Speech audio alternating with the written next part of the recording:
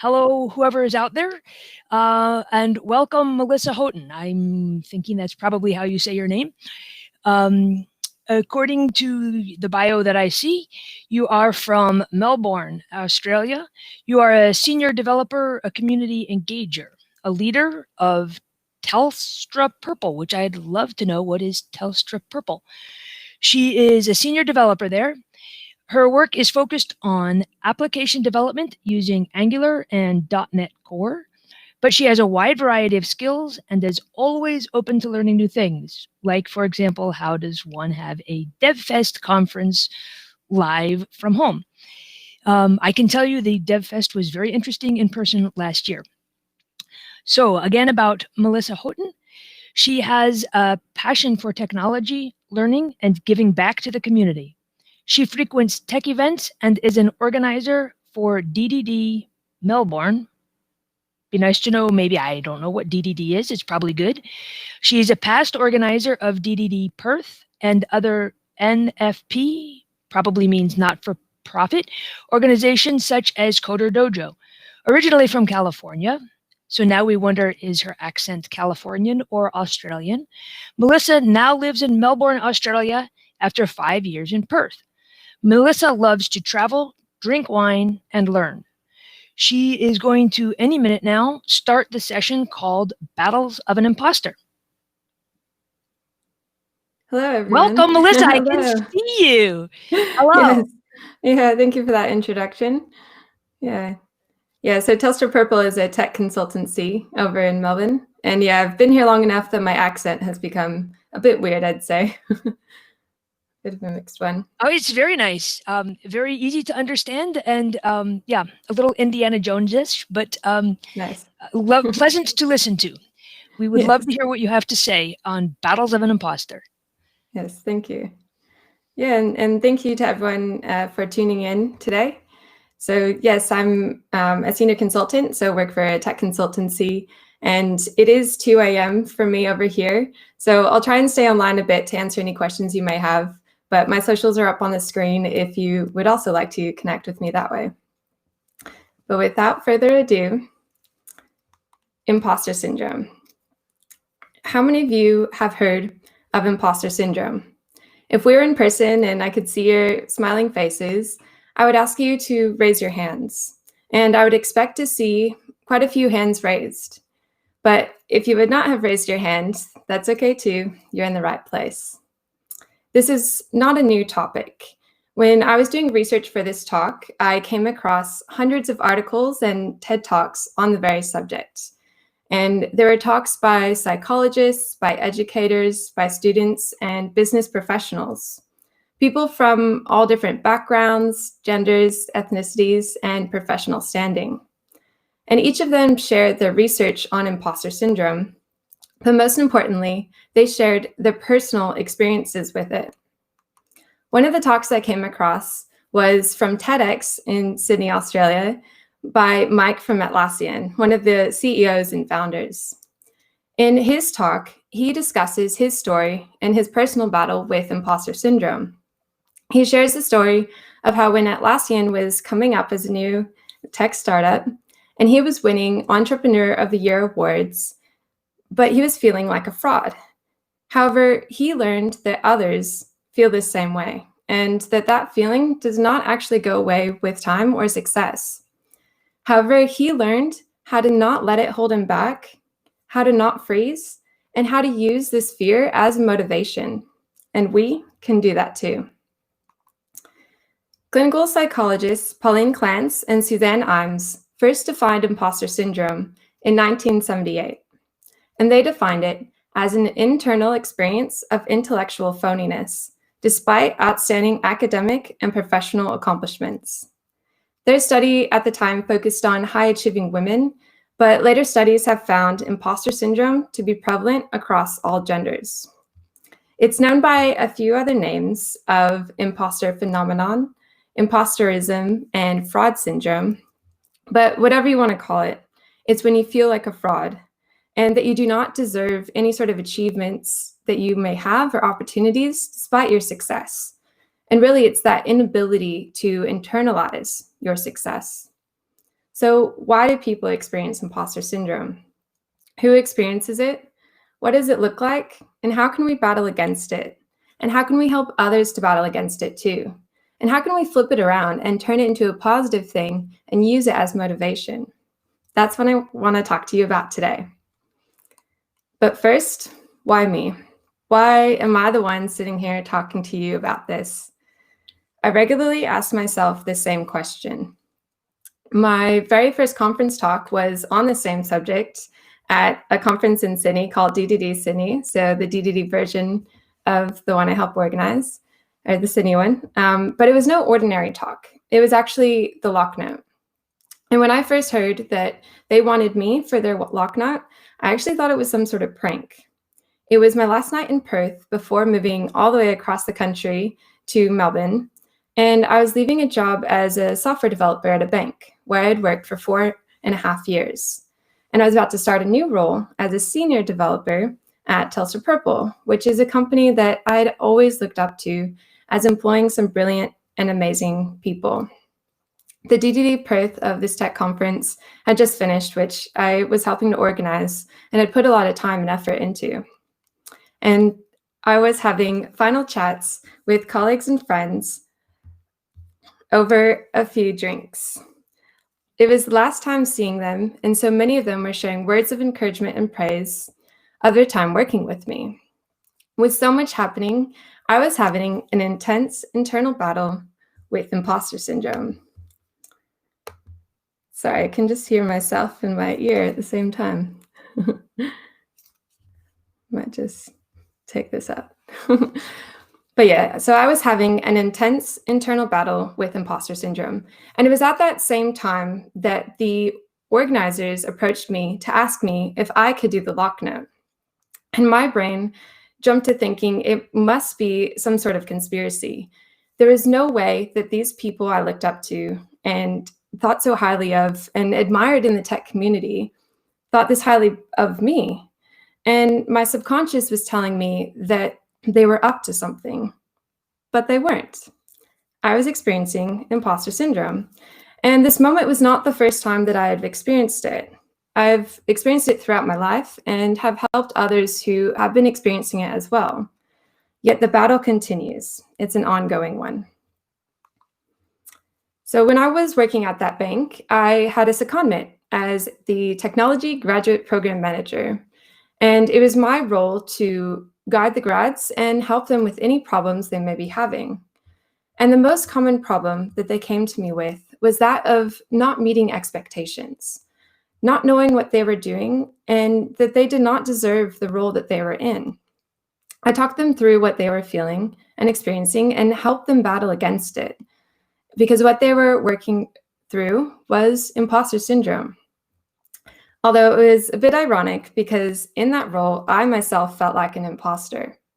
I had just finished the program before moving directly into managing it. I had no prior management experience, and half the graduates reporting into me were actually older than me, and I was often mistaken as just one of the grads. Not that age or looks really mattered or made me any less of a leader, but these were all factors that fed into my imposter syndrome. So how did I get through this? How did I ensure that these feelings would not hold me back? And how did I help others to do the same? I came up with a 3-step process to win the battle. First, I learned to recognize that what I was experiencing was imposter syndrome. Recognize when it was happening and what it may look like in myself and other people. Then I rationalized the situation. I tried to redefine those thoughts and feelings I was having and reframe them in a new light. The people around me were not out to get me. There was no big grand scheme to trick me, and really, what benefit would they have in doing so? Then I reflected on my accomplishments. You know what? I had worked hard, and I had done well, and I used these 3 steps to empower me to fight against imposter syndrome. And I worked to flip those beliefs and to prove myself wrong and turn the negatives into a positive thing to use it as motivation. And that motivation encouraged me to say yes, to accept the opportunity of the lock note, and accept many other opportunities I've had along the way. So let us understand how we can recognize imposter syndrome. First, let's talk about who experiences it. Research has found that 70% of people experience imposter syndrome at some point in their life. Anyone can experience it, but some people are more likely than others. And these are people from underrepresented communities. So I feel like I fit in there as a female in the tech industry, or people who are feeling like an outsider or are a minority.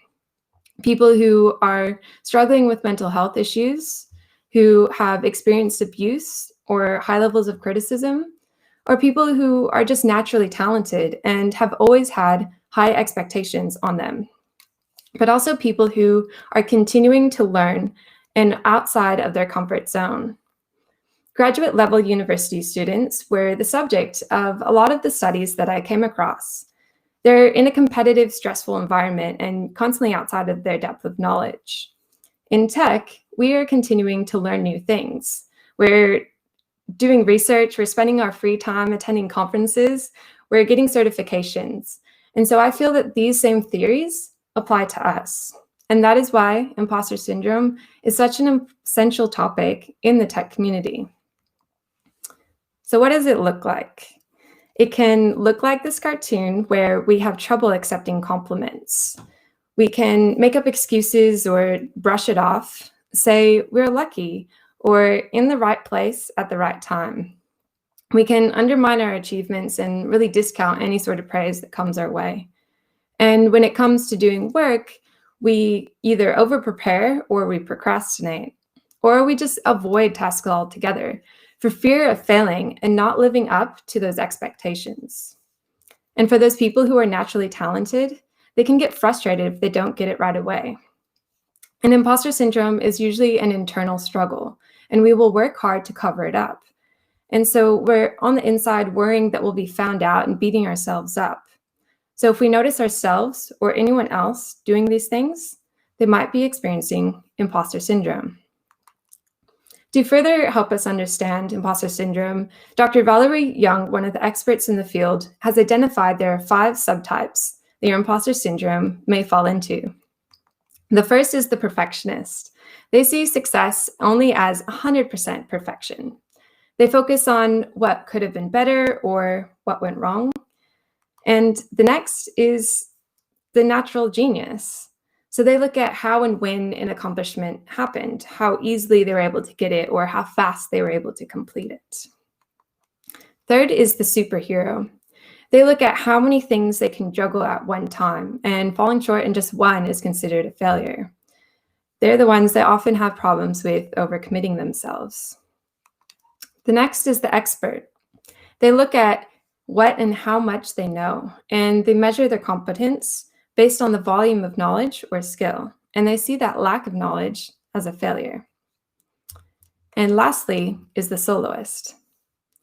The soloist cares who completes the task and sees it as an achievement only when they've completed it alone.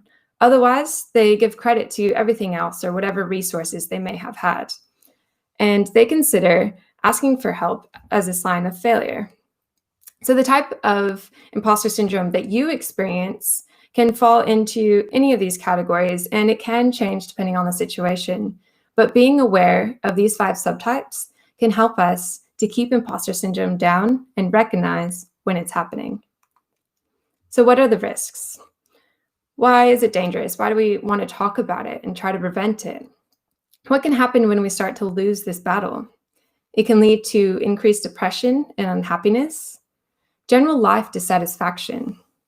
It can prevent us from sharing ideas, speaking up in meetings, and sharing opinions.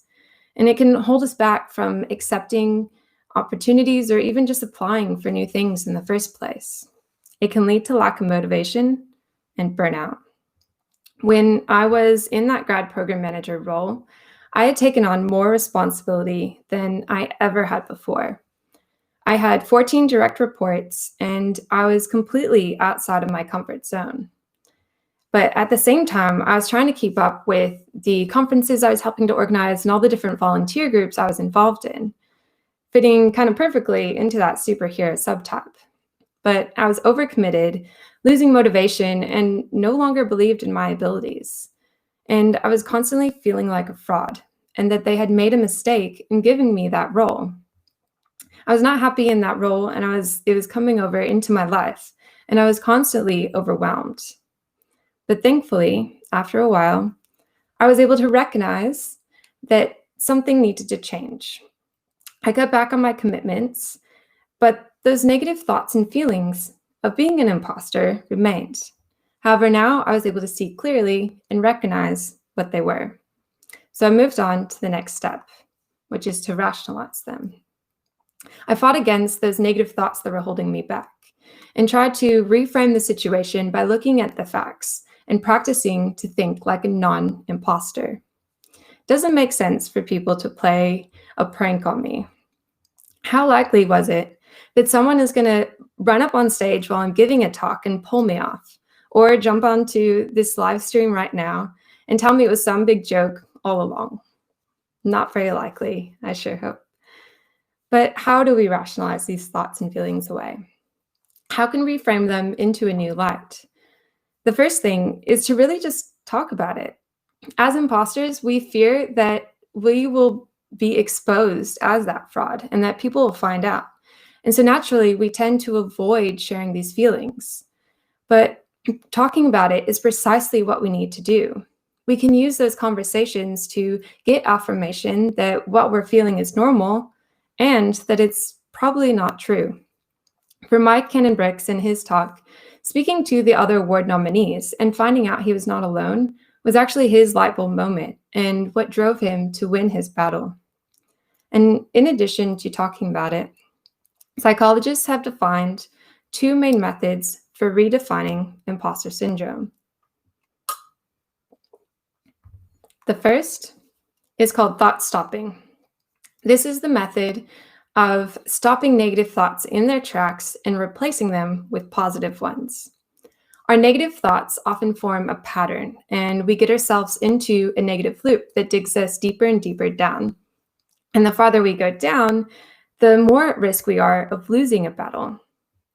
But if we notice these thoughts and practice recognizing them and catch them early on, we can stop them and then bring up another voice in our head to fight back.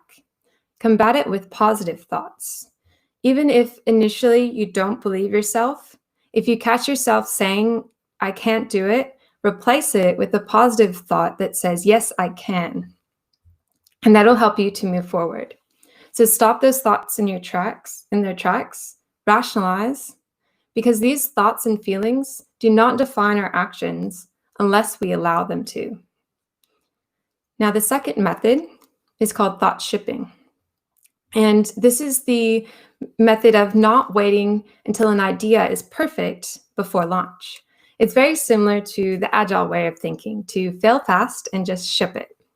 It's the 70% rule that's used by the US Navy as a decision-making process where when you have 70% of the information, just make the call and keep moving, because that'll keep you safe. It means you're less vulnerable, and it really provides an opportunity for you to adjust and learn.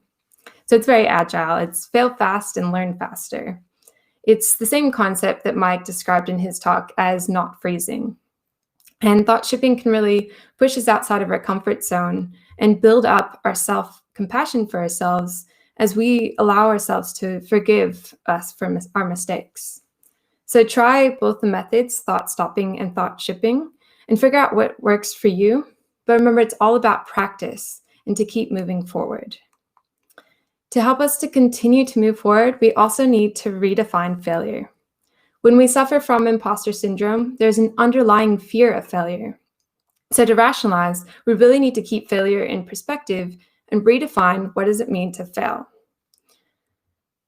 Imposters like to use not succeeding as proof that they're a fraud, but we need to learn to fight it because failure is inevitable. We need to learn how to get back up and move forward. I won't talk about how to do that for too long because the talk after mine is all about permission to fail. So go to that one to figure out how you can really move forward from your failures and redefine it in a new light. But for me, I always try to use it as a learning experience and an opportunity for growth. I'm always worried people are not going to tune into my session, or I'm going to mess up the talk somehow. And I always think initially that that'll be a failure. But really, would it be? It was a success for me to have my talk accepted in the first place.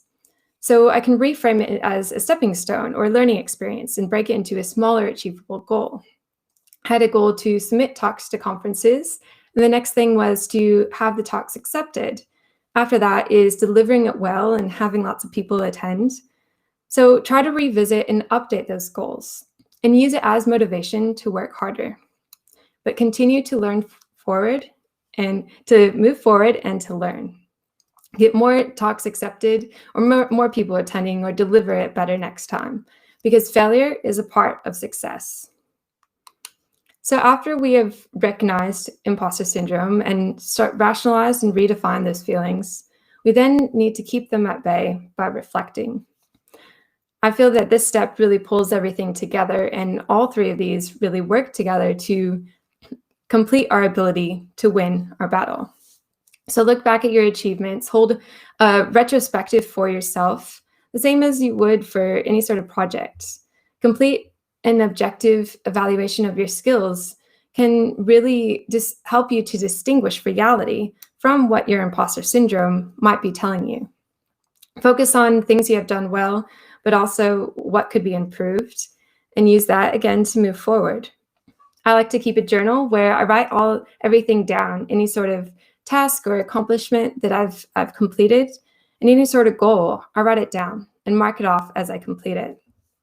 Later, I look back on it, and I'm always surprised by how much I've accomplished, and more importantly, how much I've learned. And in times where I feel like I'm not making any progress, these little notes help to prove otherwise.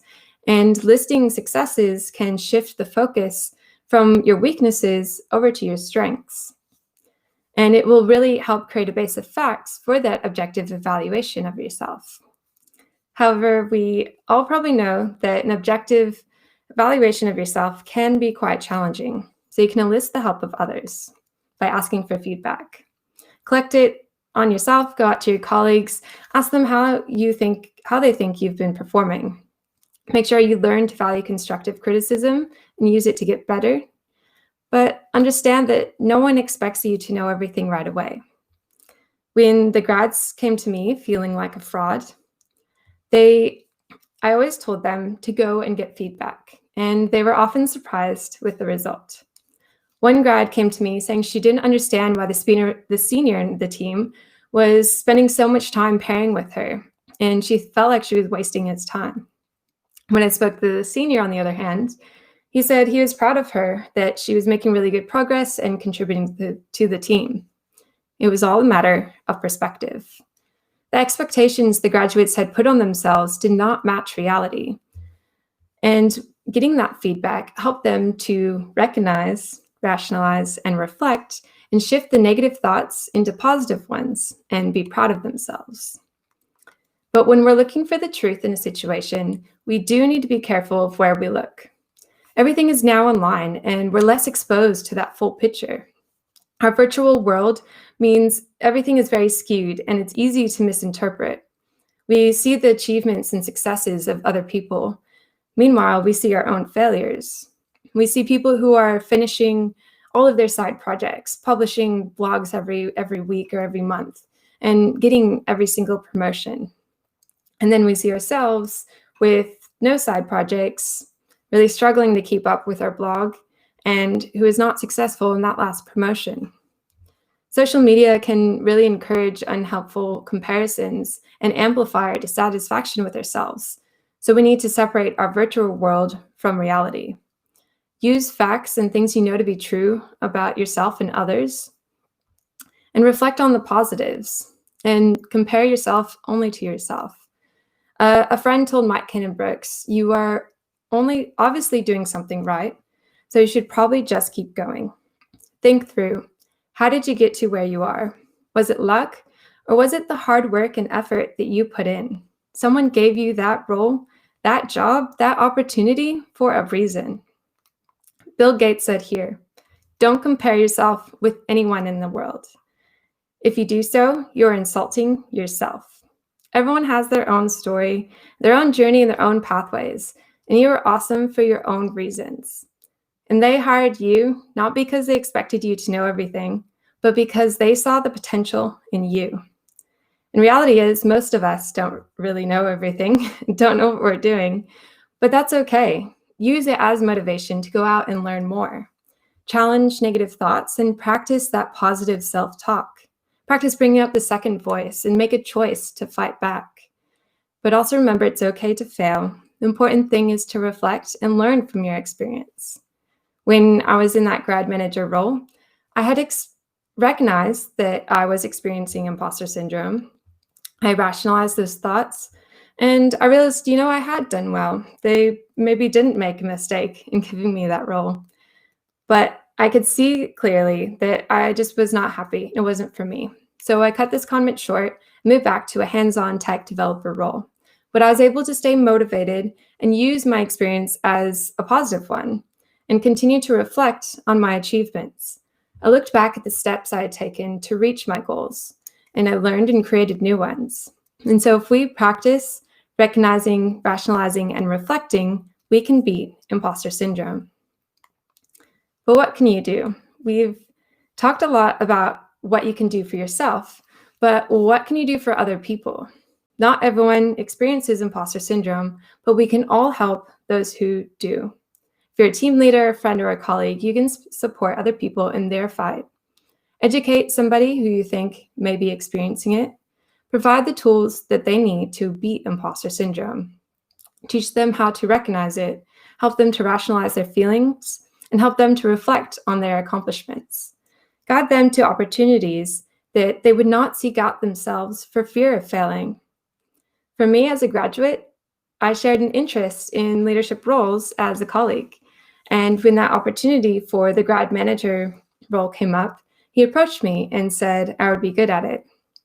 My immediate reaction was, no way, I wouldn't be successful in getting it, let alone be good at it. But he believed in me, and that made me believe in myself. Later on, when I was applying to roles, when I was moving across the country over to Melbourne, I applied for senior level positions, despite at the time being a mid-tier developer. And I only did this because my manager had told me that I was reaching that senior level. And without him telling me that, I would not have been confident enough to do so. So create a mentor program in your company or get involved in one that already exists. Be a mentor to those who you see potential in or who might need that little extra push.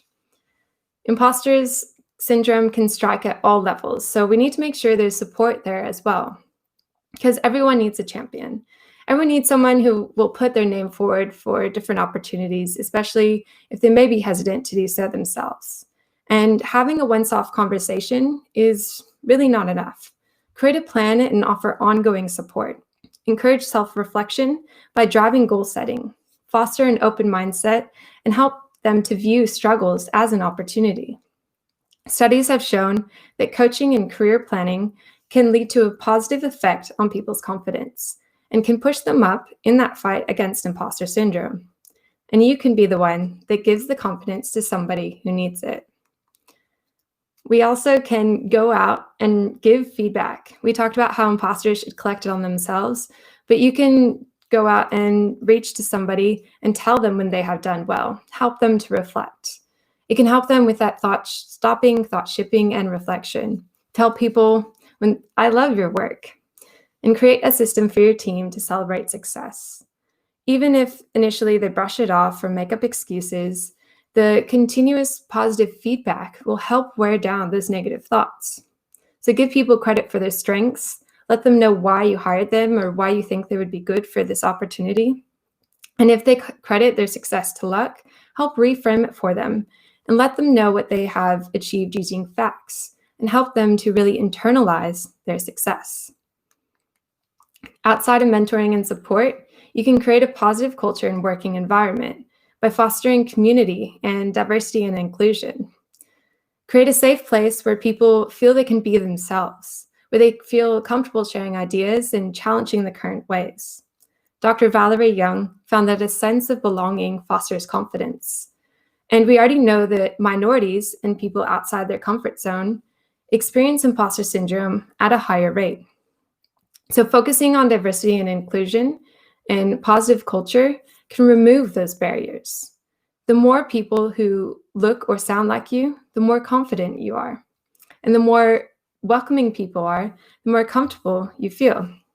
With more confidence and comfort, the more likely your team is to speak up and believe in themselves and really work to their full potential. So imposter syndrome can be good. It doesn't always have to be a bad thing. We can use it as a challenge and go out to prove ourselves and anyone else wrong.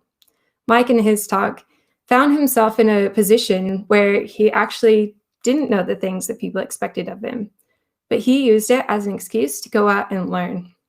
He may have been motivated out of fear of looking like a fraud, but he used it as a force for good. So motivate yourself to take on that new challenge. And remember, it's okay to not know everything. The important thing is to keep learning and to fight against imposter syndrome. Because in the end, imposter syndrome can make us stronger.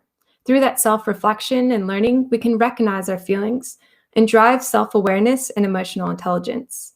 It can help you to get comfortable with being uncomfortable.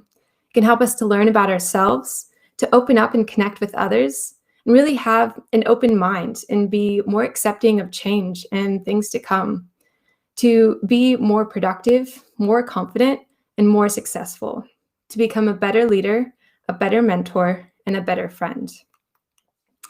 Recognize those negative thoughts and feelings of being a fraud as imposter syndrome. Look at those around you who may be at higher risk, who are always making excuses, over-preparing, or procrastinate. Support one another to try for new opportunities and celebrate successes. Rationalize the situation. Think through, did you get to where you are by luck, or was it your skills, talents, and expertise? Don't compare yourself to others. Reflect on your accomplishments and what you have been able to achieve on your own journey. And we can motivate ourselves to believe we can do it. We can do the lock note at DDD Sydney, and we can do a talk at DevFest, and we can get that senior role. The battle with imposter syndrome is an ongoing one. Just remember to recognize, rationalize, and reflect.